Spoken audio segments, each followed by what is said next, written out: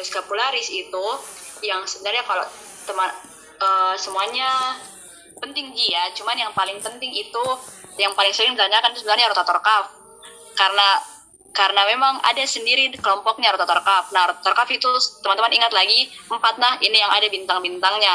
Nah, pertama di bagian belakang itu ada 3 dan di depan ada 1. Nah, yang di belakang itu kalau teman-teman ingat ada spina scapula.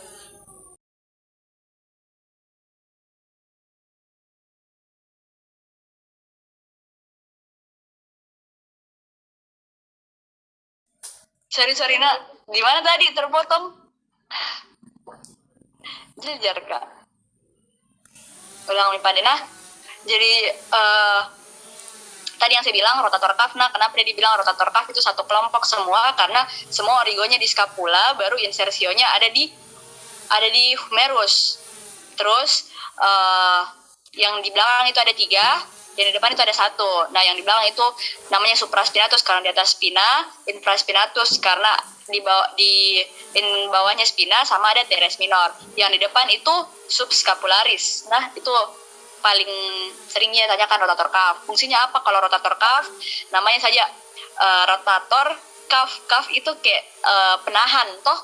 Jadi kalau misalkan ini dia semua ada di humerus toh.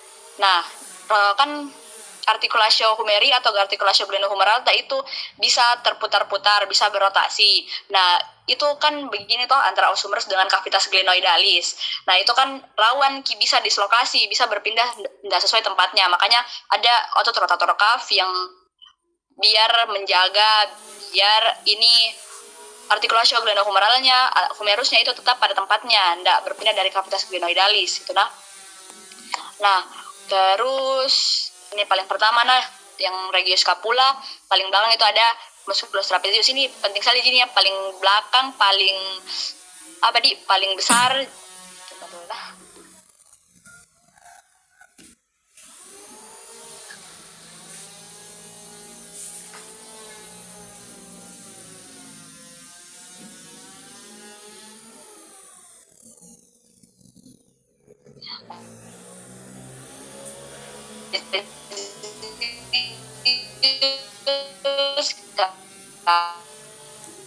Waduh kak, ngelik kak. Tetap manis ya.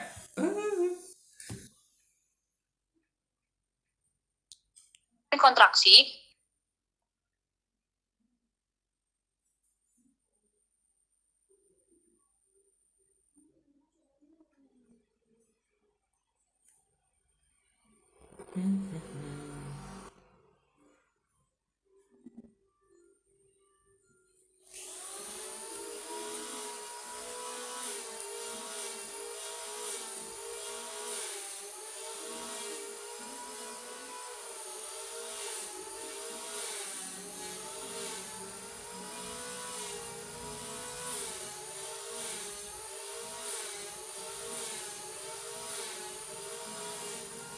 Ajar.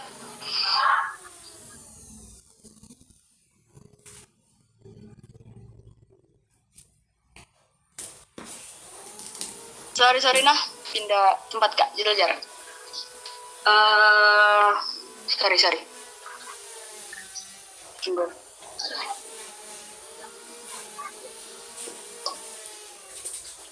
Iya, jadi trapezius itu bisa menarik ke atas, toh bisa dia kasih elevasi ini scapula. Terus kalau serabut yang bawah bisa dia depresikan ini scapula. Depresi itu ke bawah. Nah, bagaimana kalau orang depresi itu pasti moodnya turun toh. Kayak begitu nih juga, kalau serabut bawah dia bisa depresikan, dia bisa kasih turun.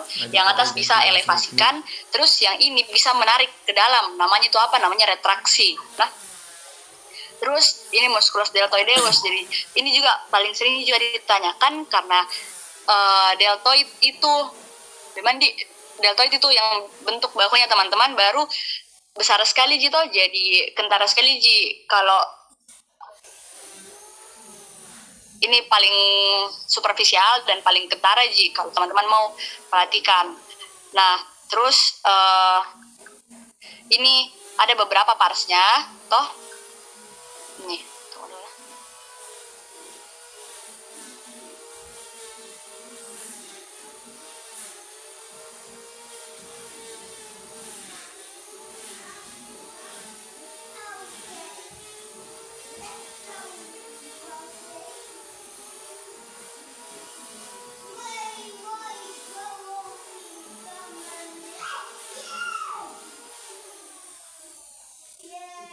Oke lanjut nah. Jadi ini beberapa ada parsnya. Pertama ada pars clavicula, ada pars acromion, sama ada pars scapula.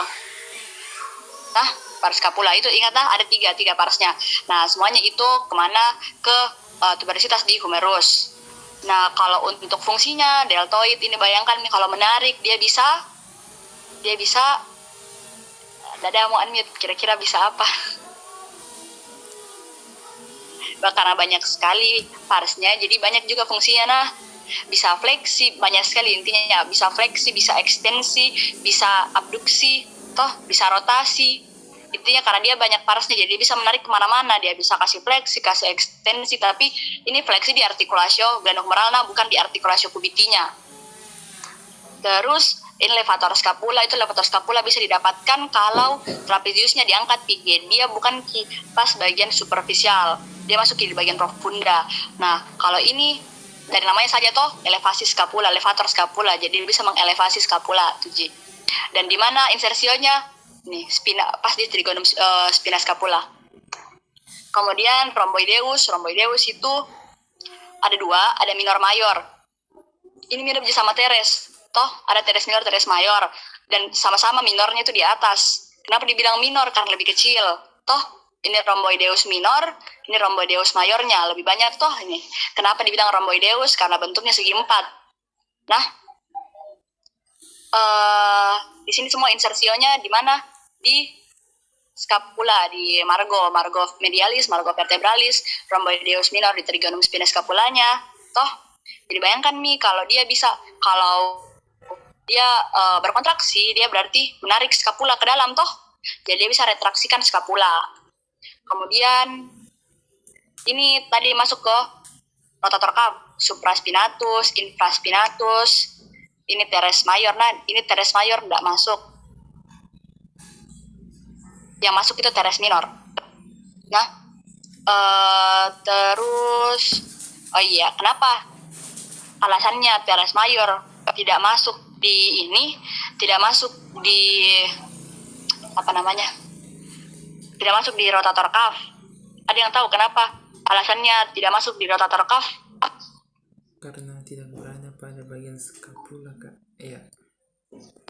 Apa? Iya karena di regio belakang itu maksudku di belakangnya scapula dia bukan melekat pada tuberculum maius humeri jadi beda fungsinya. Dia melekatnya pada krista tuberculum jadi agak di bawahnya toh. Terus teres minornya ingat misalnya nah trapezius, levator scapula, rhomboideus itu yang bentuk segi empat minor di atas, mayor di bawah, minor lebih kecil, mayor lebih besar, deltoid, ini supraspinatus di atas spina, infraspinatus di bawah spina, teres mayor itu lebih besar di bagian ya bawah deltoid, bawah infraspinatus, teres minor agak nyempil di tengah-tengahnya, toh. Terus ini besar juga di bagian belakang, di bagian punggung itu latissimus dorsi, toh. Terus ini subscapularis nah di bagian depan. Jadi empat-empatnya ini selalu ini empat-empatnya rotator cuff yaitu dia buat stabilkan artikulasi humeri atau artikulasi glenohumeral biar tetap pada tempatnya. Terus kalau teman-teman mau tahu juga versi lebih lengkapnya toh yang mana-mana ininya apa saja selain rotator cuff fungsinya bukan saja netter ada tabel-tabel itu di belakang. Nah lengkap itu origo, insersio, sama pergerakan. Ini ya. Supraspinatus, infraspinatus, teres minor, ini yang dilepas, teres mayor. Sekarang masuk ke regiobrachium. Tadi saya bilang toh kalau misalnya myosemta superior itu dibagi tiga. Cara tak belajar regionya ada scapula, ada dibrachium, sama antebrachium. Nah, untuk brachium itu dibagi lagi jadi dua, anterior sama posterior. Toh anterior ini sebenarnya teman-teman paling ditahu gini paling ditahu gini biceps karena dari SMA makanya kita pelajari ini biceps toh biceps triceps itu depan triceps itu belakang. Kenapa namanya biceps? Karena dua kaputnya. Kenapa namanya triceps? Karena tiga kaputnya. Nah terus kalau dua kaputnya ini Jadi dia pertama 2 kaputnya baru nanti menyatu di bawah. Nah, yang mana kaput longum, yang mana kaput brevis? Kaput longum itu yang ini, nanti dia panjang ke belakang, dia melengket pada tuberositas supraglenoidalis. Nah, namanya tuberositas supraglenoidalis. Nah, kalau kaput brevis itu proses coracoideus. Nah, kalau misalnya apa fungsinya? Paling umum dan paling sering ditahu itu, bayangkan ini kalau kontraksi dia bisa tarik, jadi dia bisa jadi fleksikan, tapi dia fleksi di mana? Dia fleksi antebrachiii, bukan fleksi artikulasi humeri, karena dia insersionya di radius. Nah, tuberositas radialis. Terus ini juga ada depan coracobrachialis. Dari namanya saja coracobrachialis, berarti dia dari prosesus coracoideus sampai di biceps G. Dia udah sampai di sini lah. Dia sampai di biceps G. Sampai biceps brachii. Biceps brachii, sorry. Sampai di os humerus saja. Insersinya di os humerus. Terus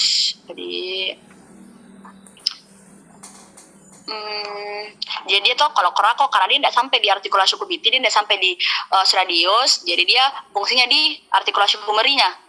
Karena dia cuma sampai setengahnya os humerus, jadi dia bisa fleksikan di artikulasi humeri dan dia bisa menarik ke dalam. Nah, terus kalau kita lihat dari lateral, ini kita bisa lihat paling depan biceps, habis itu brachialis, ini bagian anterior. Kita tidak bisa lihat coracobrachialis karena coracobrachialis tadi dari proses coracoideus di tengah kini di medial ke tengah sepertiga medial anterior os humerus. Toh, jadi di depan sana tidak kelihatan toh. Dan kalau dari lateral kita cuma bisa lihat biceps, brachialis, sama di bagian posterior itu triceps brachii. Nah, ini triceps brachii. Kalau tadi biceps, intinya kalau depan itu fungsinya fleksi, berarti belakangnya itu fungsi kebalikannya. Jadi dia untuk ekstensikan antebrachii atau di artikulasi cubiti. Karena dia insersinya menekat di olecranon. Tuh. Terus ini musculus brachialis. Sama-sama di fungsinya untuk fleksi. Terus untuk otot antebrachium sama lagi tadi kita bagi antara anterior sama posterior, tapi otot antebrachium itu ada versi superficial. Karena dia banyak otot-ototnya, kita bisa bagi lagi jadi superficial, profunda. Nah, tapi intinya tuh otot-otot anterior itu fleksi-fleksi, untuk fleksi semua di bagian pergelangan tangan, sama bagian posterior itu untuk ekstensinya. Nah, untuk fungsinya, untuk namanya kita hafal dari arah lateral. Nah, lateral ke medial. Jadi pertama pronator teres. Pronator teres ini bayangkan intoh. Dia yang bicara. Pronator teres dari namanya saja berarti pronasi. Dia untuk pronasikan antebrachii, karena dia letaknya di atas. Nanti ada juga di bawah namanya pronator quadratus. Itu pronasi untuk pergelangan tangan saja. Jadi ada 2 pronasi, pronator teres, pronator quadratus di bawah. Tapi dia di bagian profunda, ini bagian superficial. Nah, habis pronator teres ada flexor carpi radialis. Nah, kenapa lihat nih tendonnya? Karena dia mengarah ke os radius. Dia mengarah ke metakarpal 2 sama 3. Makanya dia sejajar dengan os radius, makanya dibilang flexor carpi radialis. Yang 4 ini dibilang flexor carpi ulnaris karena lihat nih tendonnya dia melekat pada metakarpal 5. Nah, metakarpal 5 itu sejajar dengan os ulna. Toh, nomor 3 ini musculus palmaris longus. Berarti nanti ada palmaris brevis. Toh, pronator teres, flexor carpi radialis. Ingat nih toh, dengan diurutannya pronator teres, flexor carpi radialis, palmaris longus, flexor carpi ulnaris. Terus lagi,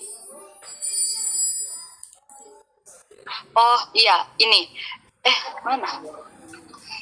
Oh iya, sama ingat semua itu origonya ini toh, yang superficial ada di epicondylus medialis. Iya, epicondylus medialis humeri. Nah, sama semua origonya, medialis humeri. Terus ini tuh kenapa dia yang ini dia tunjuk karena kurang enggak, dia fotonya dari arah lateral medial. Ini medial ini epicondylus medialis. bukan lateralis. Nah, ini pronator teresnya. Ini musculus flexor carpi. Kalau mau lihat bagaimana bedakan ini flexor carpi radialis yang mana, palmaris longus yang mana, flexor carpi ulnaris yang mana, lihat Ki jalannya sampai mana. Ini tuh tendonnya tuh, lihat Ki yang warna putih itu tendon. Nah, tendon. Nah, lihat Ki ini ke arah mana? Ini lebih ke arah ini jempolnya. Jadi berarti dia kalau sejajar dekat dengan jempol, berarti ini flexor carpi radialis. Kalau yang ini karena dia ada di tengah, baru habis itu ini tuh kayak ada satu serat baru terbagi 3 gitu. Ini paling ujung berarti flexor carpi ulnaris, yang ini yang tengah-tengah berarti palmaris longus. Nah, habis itu bagian intermedia berarti di tengah-tengahnya tuh antar superficial profunda. 1 flexor digitorum superficialis.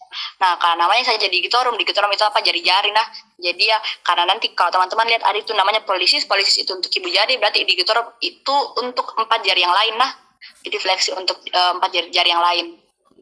Flexor digitorum dan dia besar kini, luas. Habis itu bagian profunda ada flexor digitorum profundus, ada polisis longus, ada pronator quadratus tadi yang saya bilang. Nah, dari arah medial.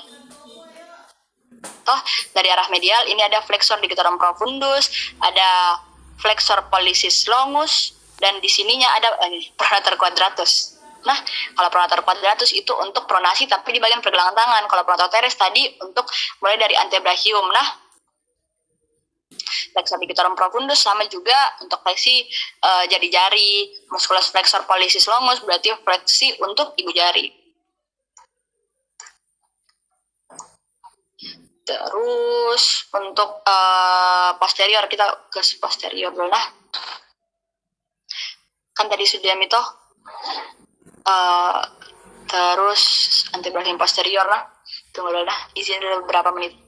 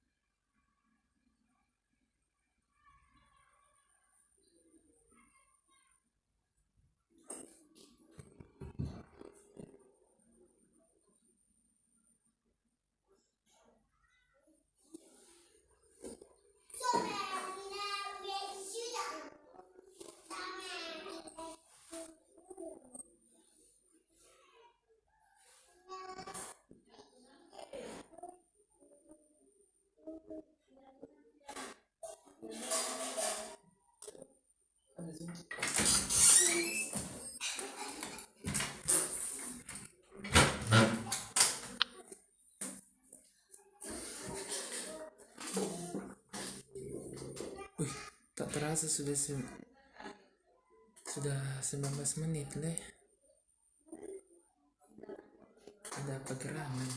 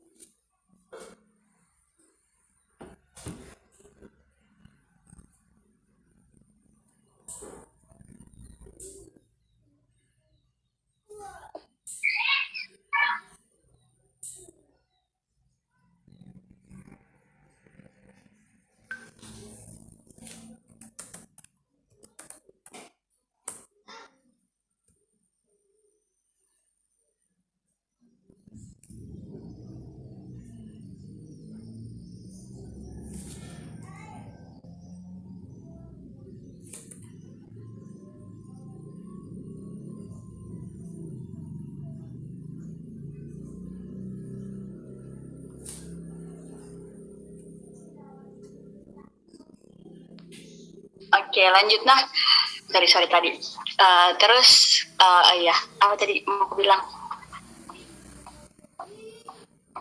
Ini toh kalau misalnya tunggu. Sudah aja deh kakak.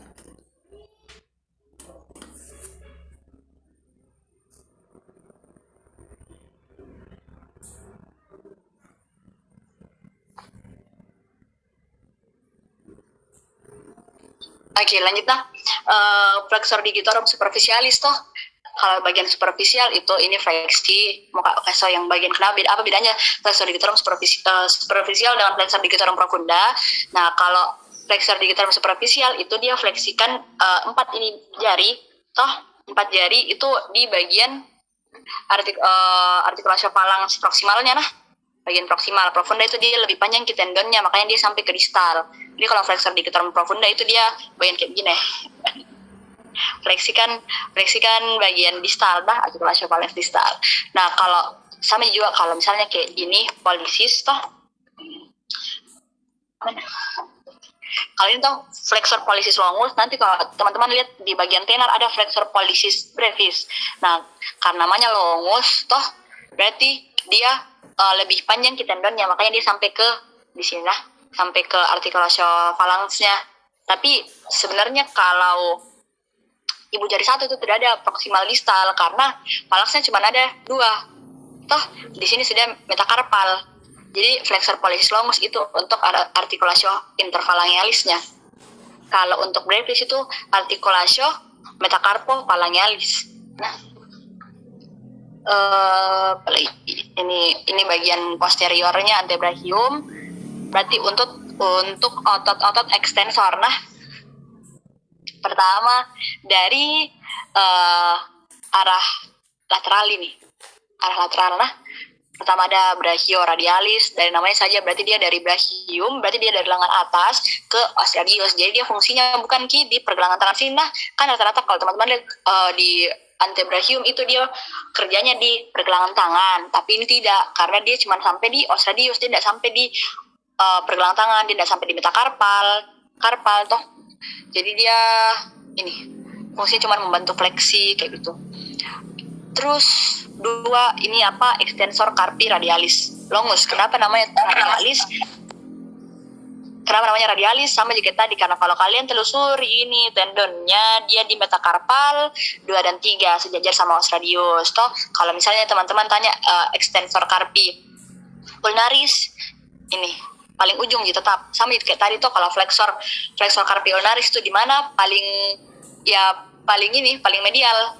Toh extensor carpi ulnaris juga paling medial, carpi radialis paling lateral.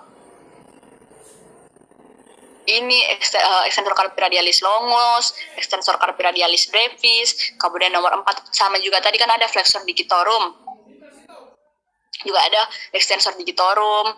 Toh habis itu ini sampingnya ada extensor digiti minimi. Digiti minimi kan ini digitorum tuh, lihat ini juga saat serabutnya tuh sama kini saat kesatuan baru bercabang toh, awalnya cabang. Jadi awalnya satu jadi bercabang. Nah, kenapa? Karena satunya ini cuman ke arah kelingking. Sebenarnya kalau teman-teman mau tahu semua penamaannya tuh lihat tendonnya ke arah mana. Ini lihat nih kalau ditelusuri dia sampai ke jari 5, ke phalanx 5. Makanya dia untuk extensor digiti minimi. Nah,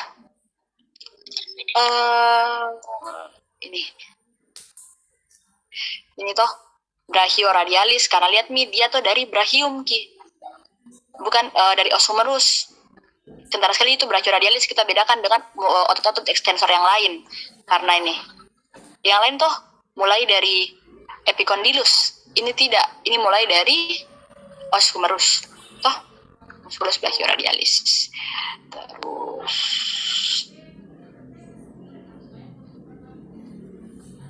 ini sebenarnya extensor carpi radialis juga ini di epicondylus, dia cuman agak ke atas jadi biasa namanya supracondylaris. Extensor carpi radialis longus, extensor carpi radialis brevis. Ini agak tertutup memang.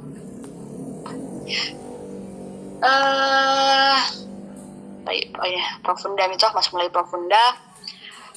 Karena tadi ada pronator, tapi ingat nah pronator teres itu di superficial, tapi kalau untuk supinatornya dia di bagian profundanya posterior. Nah, ya ini musculus supinator sama sebenarnya dari namanya gitu. Kalau mau sebenarnya tak cari nama-nama otot itu, misalnya blank sekali itu pilih saja antara fungsinya namanya atau letaknya atau gabungan kayak extensor digitorum ya, extensor digitorum superficialis, dia untuk ekstensikan digitorum, ekstensikan jari, letaknya di mana? Letaknya di superficial. Kalau kalian lihat tidak ada otot-otot yang dipotong toh dalam penunjukan, ada otot dipotong, berarti ini bagian superficial. Tapi kalau teman-teman dapat ada otot yang dipotong, ada dipotong toh, berarti ini regio profunda mi. Itu sebenarnya bedakan. Kalau misalnya kayak dilupa toh serabut-serabutnya, bagaimana penampakannya, lihat misalnya ini, ini tidak ada yang dipotong. Lupa kan itu musculus anconeus juga. Nah, ini biasa orang juga terbalik ki, anconeus ini atau pronator teres. Toh karena sama-sama ki menyilang, baru biasa kalau terpotong ki misalnya sampai sini aja, teman-teman biasa bingung. Ini posterior kah atau anterior? Toh. Nah, lihat caranya bedakan. Nah, kalau caranya bedakan, pertama kalau situ biasa lihat bicepsnya itu dari kiri warna putih-putih, tidak ada tendonnya. Di sini kelihatan, tidak ada. Baru ini kentara ki, ada brachioradialis ini, brachioradialis. Nah, ini brachioradialis tadi yang teman-teman lihat di belakang tuh, ini brachioradialis. Itu sih saya kalau bedakan kak. Ini tuh sama karena triceps itu tuh kalau gambarnya di netter ada yang putih-putihnya nih, sama ini kelihatan ki olecranon. Nah, apalagi ya itu sih bedakan, bagaimana bedakan anconeus sama pronator teres. Kalau misalnya terpotong pergelangan tangannya toh, ini mah juga perhatikan olecranonnya. Terus ya musculus supinator. Habis itu kalau kita buka ini kita dapat polisis toh kan dari tadi teman-teman kalau lihat tidak ada itu musculus yang untuk ke ibu jari di superficial, ada semua di profunda toh. Nih musculus abductor polisis longus, nomor 4 itu musculus extensornya, nomor 3 itu juga extensornya tapi beda, satu long satu brevis. 5 itu extensor indicis itu apa untuk jari kedua, falanks 2. Nah, sebenarnya tuh kalau mau bagaimana nih cara hafalnya dari ya, cara cepatnya hafal memang ya kalau saya ini yang kayak yang gampang-gampang itu toh, ini anconeus, pronator teres, supinator, pronator quadratus, terus brachioradialis. Kemudian itu yang gampang-gampang. Kalau misalnya yang ini memang biasa orang terbalik-balik toh, biasa juga lupa-lupa. Hafal nih baik-baik. Kalau mau juga misalnya lihat nih, kalau misalnya di bagian depan, kalau buntu sekali nih di bagian depan flexorum berarti, di bagian belakang berarti extensorum, baru lihat nih lagi tendonnya. Kira-kira kalau dia sejajar ke arah ibu jari, ke arah os radius, berarti kayaknya ini ada di belakangnya, berarti radialis toh, extensorum carpi radialis. Kalau dia ke paling medial berarti dia ulnaris. Begitu kalau kayak blank sekali nih baru bagian tengah-tengah itu pasti digitorum itu. Nah, jadi saya pernah aku biasa juga kalau masih dulu toh baru bagian profunda itu biasa ada polisis toh. Lihat nih kalau posterior, bagian posterior profunda itu rata-rata polisis toh di bagian sini. Jadi jangan lagi pikir digitorum, carpi, bukan. Nah, dia lebih ke polisis. Kalau anterior tadi, nah kalau anterior tuh ada lagi polisis. Sama anterior itu intermedia paling jelas. Ini flexor digitorum superficialis tuh jelas sekali ji. 1 ji ototnya baru besar lagi. Apalagi itu saya pernah ada penanda kok. Yang penting-penting mana masih lihat. Apalagi ini otot-otot tenar. Kalau saya tuh caraku pertama ini kentara sekali nih dia, cara serabutnya paling beda, dia ke samping, jadi otomatis kalau dia ke samping dia kontraksi bakal menarik ini ke dalam toh, makanya dia aduktor.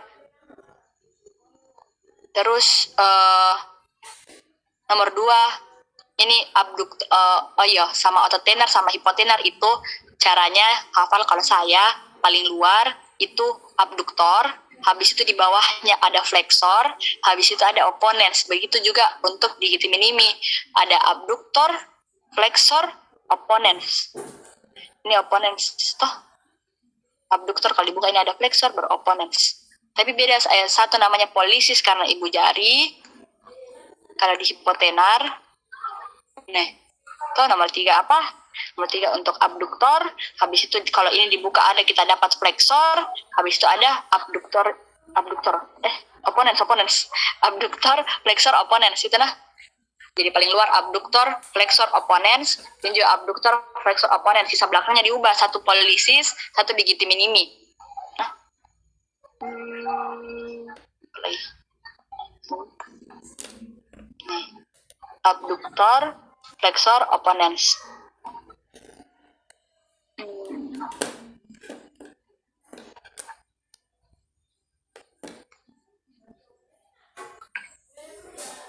Sudah Mina buat mio ekstremitas superior. Lanjut dulu ke ekstremitas inferior.